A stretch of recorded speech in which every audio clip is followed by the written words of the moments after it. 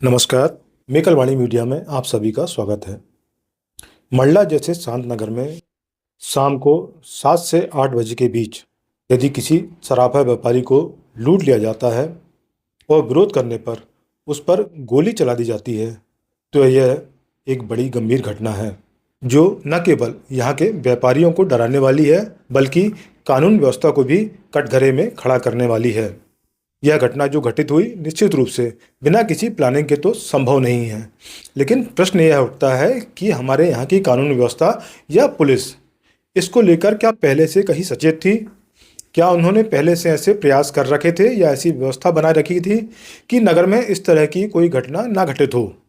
आज के डिजिटल के इस ज़माने में जबकि टेक्नोलॉजी इतनी एडवांस हो चुकी है कि कैमरों के माध्यम से हम इस तरह की घटना में शामिल वाहनों के न केवल नंबर ट्रेस कर सकते हैं बल्कि घटना में शामिल लोगों के चेहरे भी पहचान सकते हैं। लुटेरे किस दिशा से आए, किस दिशा में गए, यह सब हमको ज्ञात हो सकता है।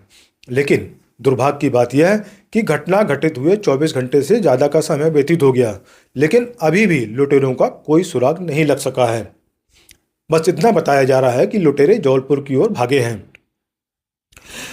हम पिछले काफ़ी समय से देख रहे हैं कि नगर में और नगर की सीमा में बड़े बड़े कैमरे लगाए गए हैं, जिनके बारे में यह दावा किया जाता है कि किसी भी तरह की घटना में, किसी भी घटना में शामिल वाहनों के नंबर ये कैमरे स्वतः जूम करके कैच कर लेते हैं। लेकिन पिछले कुछ समय में 4 से 6 घटनाएं ऐसी हुई हैं लूट की, जिनका सुराग इन कैमरों के माध्यम से तो नहीं लग सका है। आपको ज्ञात होगा, यूनियन बैंक के सामने से इसी तरह एक मोटरसाइकिल से थैलों पैसे से भरा बैग लेकर कुछ लोग गायब हो गए थे। उनका सुराग आज तक नहीं लगा। और अभी कुछ दिन से पहले की बात है कि बड़ चौराहे में इसी तरह की लूट की घटना हुई थी, जो भी इन कैमरों के माध्यम से तो सुराग नहीं लग पाया था। और कुछ दिन पूर्व एक घटना ऐसी भी घटित हुई थी कि घुघरी क्षेत्र में कहीं कोई सराफा व्यापारी को लूटा गया था और लूट में शामिल वाहन रात्रि में मंडला चिलमन चौक के एटीएम के पास आकर खड़ा हुआ और वहां प्राप्त हुआ था। तो वह कैसे आया, कैसे गया, क्या इन कैमरों के माध्यम से कुछ जानकारी या तो पुलिस ने जानबूझकर सार्वजनिक की या उन्हें पता ही नहीं चल पाई।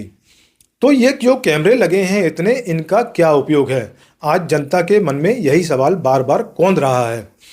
लोगों की सुरक्षा के लिए यह एक बड़ा प्रश्न बनता जा रहा है कि आखिर हमारी कितनी तैयारी है जिनके माध्यम से हम ऐसी घटनाओं को रोक सकें और घटना में शामिल लोगों को पकड़ सकें ताकि दोबारा इस तरह की घटनाएं ना घटित हों।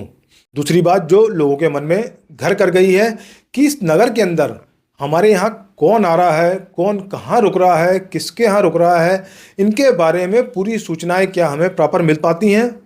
यदि नहीं तो यह हमारे नगर की शांति व्यवस्था के लिए बहुत ही खतरनाक है, जिस पर भी हमें ध्यान देना होगा। हमारे घर के आसपास या हमारी जानकारी में कोई अननोन व्यक्ति यदि आता है, उसकी गतिविधियां संदिग्ध लगती हैं, तो हमें तुरंत पुलिस को सूचना करनी चाहिए। यह नहीं कि हम चुपचाप बैठ जाएं।